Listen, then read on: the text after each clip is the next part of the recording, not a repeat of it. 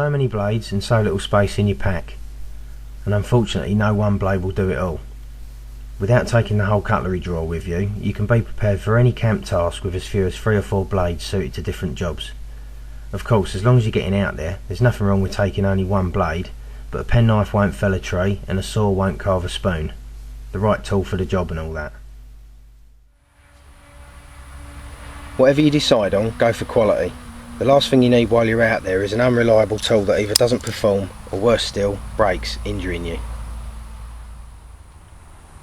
If it feels like it's going to fall apart after a few uses, there's every chance it might. Trust your gut instinct on the quality of the implement you're holding.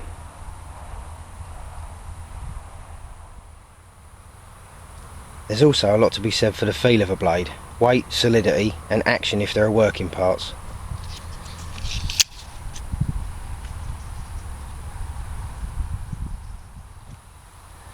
Whether it's a well-reviewed brand name or the old Bowie knife Grandad gave you for fishing, it has to feel right in your hand.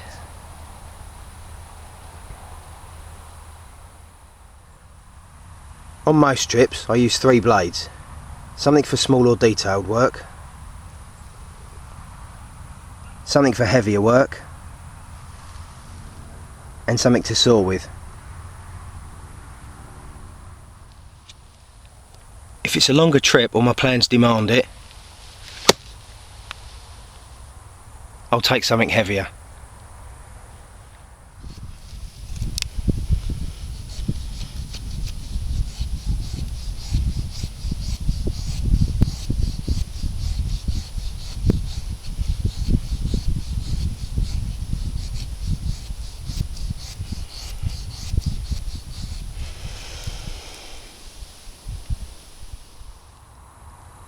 My current small blade is a Stanley lock knife.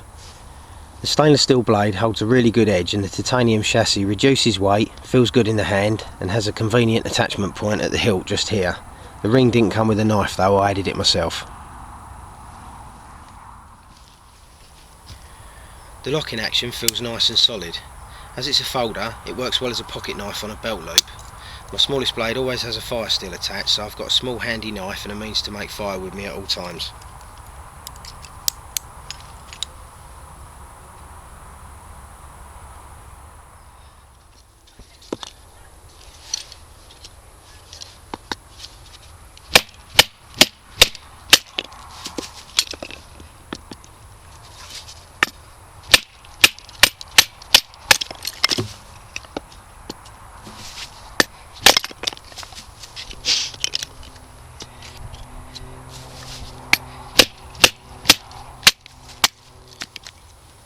This is my absolute favourite.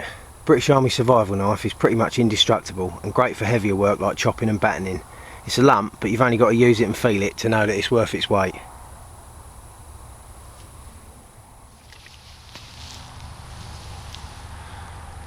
With a belt sheath, I've also got storage for a sharpening stone and a candle.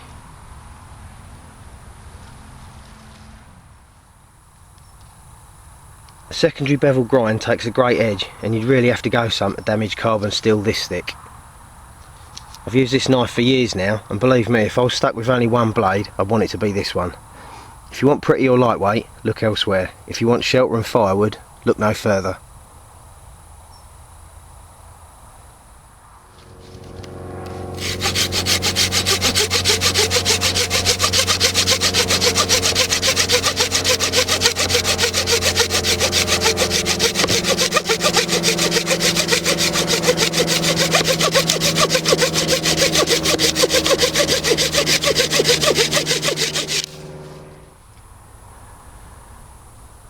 Sometimes you need an advantage that only teeth can give, and the amount of effort you ultimately save by packing a saw is priceless.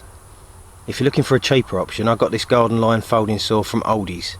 It packs away small, has a good hand grip and feels solid with an easy to use mechanism.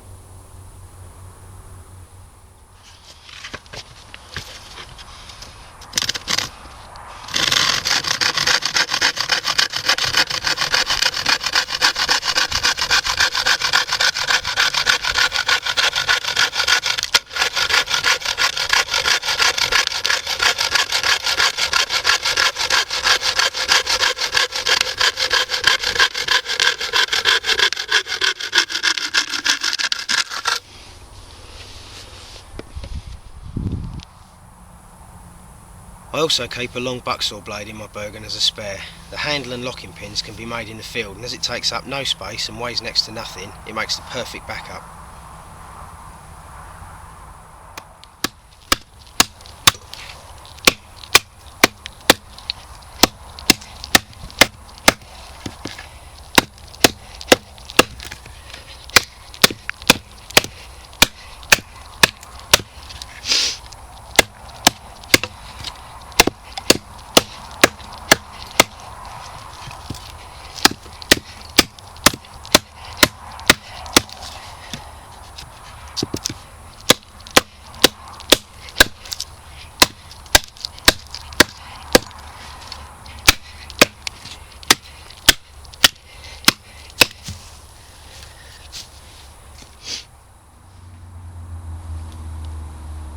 For tasks needing a bit of brute force, I've got a British Army machete.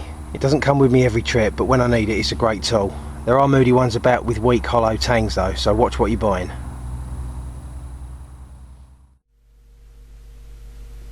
So far, this system has worked for me and proved to be practical and reliable.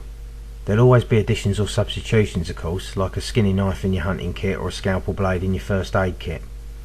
This video has really been about the big hitters, the ones you're going to be relying on most of the time. If you know your blades aren't going to let you down when you need them, the job's half done.